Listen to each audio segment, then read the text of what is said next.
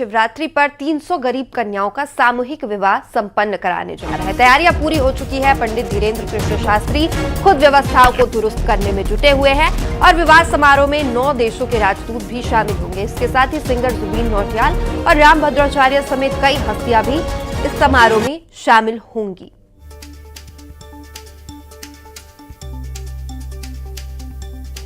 तो देखिए, बागेश्वर धाम में लगातार शादी समारोह को लेकर तैयारियां भी तेज है और एक के बाद एक सिलसिलेवार तस्वीर भी सामने आई, जहां पर पहले हल्दी की रस्म की गई जिसमें सीएम डॉक्टर मोहन यादव भी पहुंचे हुए थे, जिसके बाद मेहंदी और संगीत का भी कार्यक्रम यहां पर रखा गया था, जिसमें तमाम जो नेता मंत्री हैं वो भी पहुंचे हुए थे, बड़ी हस्तियां भी पहुंची हुई थी। और आज 300 गरीब कन्याओं का सामूहिक विवाह का जो कार्यक्रम है वो संपन्न होगा, जिसके बाद जो तैयारी है वो भी पूरी कर ली गई है, उसकी भी तस्वीर आप तक हम पहुंचा रहे हैं। लगातार जो धीरेन्द्र कृष्ण शास्त्री हैं, पंडित धीरेन्द्र शास्त्री ने भी लगातार व्यवस्थाओं का खुद जायजा लिया, खुद वहां पर बैठे हुए हर एक चीज को बारीकी से समझते हुए भी वो नजर आए थे।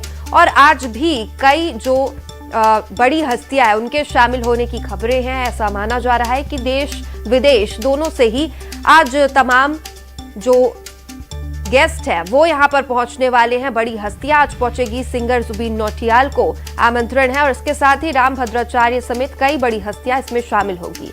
तो बागेश्वर धाम में आयोजित 7वें सामूहिक कन्या विवाह महोत्सव में मेहंदी और संगीत के कार्यक्रम का आयोजन किया गया था। देश दुनिया से श्रद्धालु और सदस्य इस ऐतिहासिक आयोजन में शामिल होने पहुंचे। मेहंदी कार्यक्रम में सांसद मनोज तिवारी भी अपने धर्मपत्नी के साथ शामिल हुए थे। उन्होंने दोनों हाथों में कन्याओं के साथ मेहंदी भी लगवाई थी, इसकी भी तस्वीरें आपने देखी थी। और सांस्कृतिक माहौल में गीत संगीत के साथ कार्यक्रम की शोभा भी बढ़ाई थी। कार्यक्रम में प्रसिद्ध कथावाचक देवी चित्रलेखा, अयोध्या के महंत राजू दास और संत बालक योगेश्वर दास, जिसके साथ टी राजा सहित देश भर से जो साधु संत थे वो भी उपस्थित रहे थे।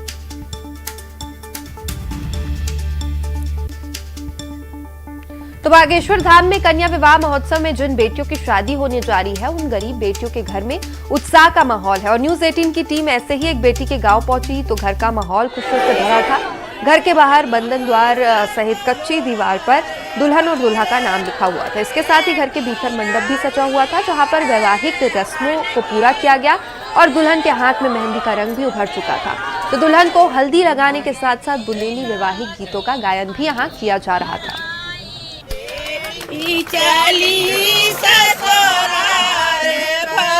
बागेश्वर धाम से जिन 300 कन्याओं की शादी होने जा रही है उन्हीं में से एक कन्या के घर हम पहुंचे हैं। पिड़पा गांव में हैं और यहां पर शादी का माहौल जो है बड़े ही उत्साह के साथ यहां पर देखा जा सकता है।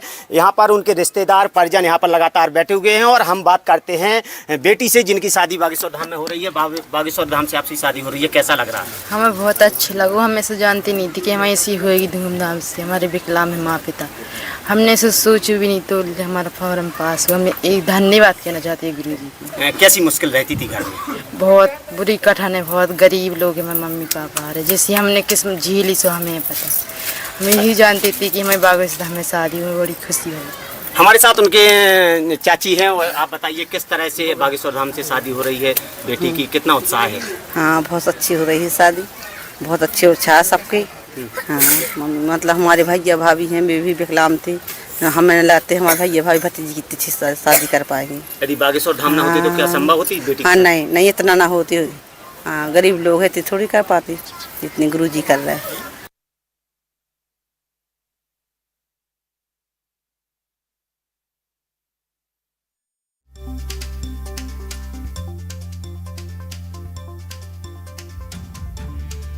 हल्दी मेहंदी पहुंचाई थी। और भोपाल का सीधा रुख कर लेते हैं, जहां पर